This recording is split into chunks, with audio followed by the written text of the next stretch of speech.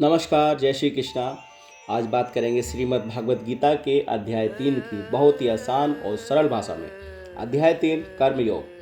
अर्जुन ने पूछा, हे जनार्दन, यदि आपके मत से कर्म बुद्धि श्रेष्ठ है तो केशव मुझे इस घोर कर्म में क्यों लगाते हो? मिले हुए वचनों से आप मेरी बुद्धि को भ्रम में डाल रहे हैं। निश्चय करके मुझे बताइए जिससे मैं कल्याण को प्राप्त हूँ। श्री कृष्ण जी बोले, हे निष्पाप अर्जुन, मैं पहले ही तुम्हें समझा चुका हूँ कि इस लोक में दो प्रकार की निष्ठा कही गई है। एक तो सांख्य बालों का ध्यान योग, दूसरा योगियों का कर्म योग। कर्मों को प्रारंभ न करने से ही कोई निष्कर्म नहीं निकलता और कर्मों को त्याग करके संन्यास ग्रहण करने से ही किसी को सिद्धि नहीं मिली। मनुष्य क्षण भर भी कर्म किए बिना नहीं रह सकता। प्रकृति के गुण ही सब मनुष्यों को कुछ ना कुछ कर्म करने में लगाते हैं। जो अज्ञानी कर्मेंद्रियों को रोककर आत्मचिंतन करने के बहाने विषयों का चिंतन करता है, वह पाखंडी मिथ्याचारी कहलाता है। हे अर्जुन, जो इंद्रियों को मन से दमन कर और विषयों से प्रवृत्त न होने देकर उनसे कार्य लेता है, वह कर्म योग का अभ्यास करता है और श्रेष्ठ कहलाता है। अपने धर्म के अनुसार निर्मित कर्म के ना करने से कर्म को करना अच्छा है। बिना कर्म किए तुम्हारे शरीर का निर्वाह नहीं हो सकता। हे अर्जुन, यज्ञ के निर्मित किए जाने वाले कर्मों को छोड़कर जितने कर्म हैं उनके करने से मनुष्यों का बंधन होता है। अतः तुम फल की इच्छा त्याग कर यज्ञ के लिए कर्म करो। सृष्टि के आरंभ काल में ब्रह्मा जी ने यज्ञ सहित प्रजा को उत्पन्न कर प्रजा से कहा था, तुम यज्ञ आदि कर्म करके वृद्धि को प्राप्त होगे। यही कर्म तुम्हारे निर्मित कामधेनु होवेंगे। इस यज्ञ से तुम देवताओं को संतुष्ट करते रहो और देवता भी तुमको संतुष्ट करेंगे। इस प्रकार परस्पर बर्ताव करते हुए तुम और देवता कल्याण को प्राप्त होगे। यज्ञ आदि कर्मों से प्रसन्न होकर देवता तुमको इच्छित सुख की सामग्रियां देंगे, परंतु उनके लिए हुए दान को जो बिना उनका भोग लगाए ग्रहण करता है वह चोर है। पंच महायज्ञ करके जो शेष बचा हुआ भोग ग्रहण करते हैं वे पापों से मुक्त हो जाते हैं, और जो अपने निर्मित ही अन्न पकाते हैं वे पापी पुरुष पाप को ही भक्षण करते हैं। अन्न से ही प्राणियों की उत्पत्ति होती है।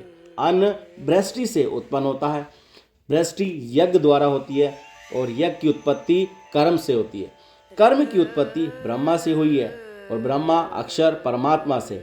इस कारण सदा पदार्थों में रहने वाला जो ब्रह्मा है वह सब यज्ञों में प्रस्तुत है। हे पार्थ, इस प्रकार चलाए हुए कर्म चक्र के अनुसार जो नहीं चलता वह पाप में है और उनका जीवन व्यर्थ है। जो पुरुष आत्मा में ही रहता है और आत्मानंद अनुभव से तृप्त रहता है, आत्मा में ही संतुष्ट है, उससे कुछ भी कार्य शेष नहीं है। वह कर्म करे या ना करे, उसको कोई प्रयोजन अथवा लाभ नहीं है और किसी प्राणी में अपना लाभ करा लेने की भी उसे कोई आवश्यकता नहीं है। इसलिए तुम भी फल प्राप्ति की इच्छा त्याग कर्तव्य का पालन करो, क्योंकि फल की इच्छा त्याग कर कर्म करने वाला पुरुष मोक्ष को प्राप्त होता है। हे पार्थ, मुझको तीनों लोकों में भी कर्म शेष नहीं रहा और ना कोई अप्रिय वस्तु प्राप्त करनी है, फिर भी मैं कर्म करता हूँ। यदि हम ही आलस्य से आकर कर्मों को नहीं करेंगे तो अन्य मनुष्य भी हमारे ही पथ का अनुकरण करेंगे। इससे मैं कर्म ना करूं तो सब लोग भी कर्म ना करने से नष्ट हो जाएंगे। इससे मैं वर्ण संकर के उत्पन्न होने का हेतु बनकर प्रजा को नष्ट करने वाला समझा जाऊंगा। जिस प्रकार अज्ञानी फल की इच्छा करके कर्म करता है, वैसे ही धन की इच्छा ना करते हुए ज्ञानी को लोक शिक्षा की इच्छा करते हुए कर्म करना उचित है। कर्म में आसक्त अज्ञानियों की बुद्धि में ज्ञानी भेदभाव उत्पन्न ना करें, परंतु आप स्वयं कर्म करता हुआ उसमें भी प्रसन्नतापूर्वक कर्म करवावें। हे अर्जुन, सब कर्म प्रकृति के गुणों करके ही उत्पन्न होते हैं, परंतु जिनकी बुद्धि अहंकार से भ्रष्ट है ऐसे मूर्ख लोग समझते हैं कि हम करता हैं, परंतु जो गुण और कर्म के विभाग का सच्चा तत्व जानता है, वह ज्ञानी पुरुष यह समझकर इसमें आसक्त नहीं होता कि गुणों का यह खेल आपस में हो रहा है। आध्यात्म बुद्धि से तुम सब कर्मों को मुझ में अर्पण करके कर्म फलों की आशा ममता को छोड़कर संग्राम करो। जो पुरुष श्रद्धापूर्वक मेरे इस मत के अनुसार आचरण करते हैं, वे लोग कर्म बंधन से निश्चय ही मुक्त हो जाते हैं। जो अज्ञानी इसको ग्रहण नहीं करते, वे संपूर्ण ज्ञान से रहित हैं। उनको नष्ट हुआ जानो। अपना कठिन धर्म भी दूसरों के सहज धर्म से हितकर होता है। सर्वधर्म में मरना भी कल्याणकारक है, परंतु अन्य धर्म भयानक है। अर्जुन ने कहा, हे विष्णु नंदन श्री कृष्ण, पुरुष को पाप करने की इच्छा न होते हुए भी उसे कौन जबरदस्ती पाप के मार्ग में प्रवृत्त करता है। कृष्ण जी बोले, रजोगुण से उत्पन्न होने वाला काम वे क्रोध मनुष्य को पाप मार्ग में ले जाता है। इसके करने से उत्पन्न इच्छा कभी तृप्त नहीं होती। यह महापापी और शत्रु है। जैसे धुएं से अग्नि, धूल से दर्पण और झिल्ली से गर्भ का बालक ढका हुआ है, उसी प्रकार विषय की इच्छा से आत्मज्ञान ढका हुआ है। इंद्रियां, मन और बुद्धि इस काम के आश्रय स्थान है। इनके सहारे विषय इच्छा ज्ञान को आसक्षित करके जीव को मोहित कर लेती है।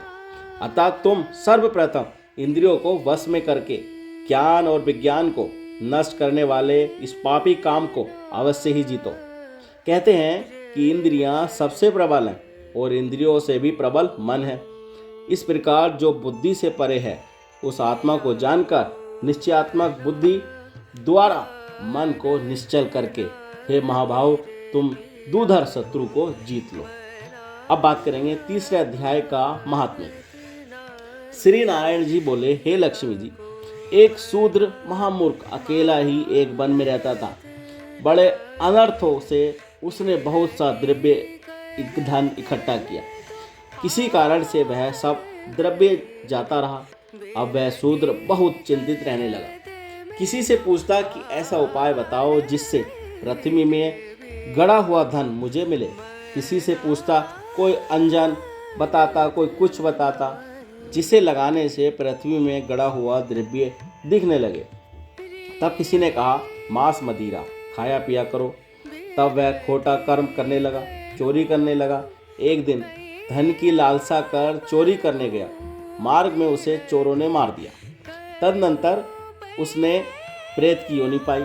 उस प्रेत योनि में उसे बड़ा दुख हुआ।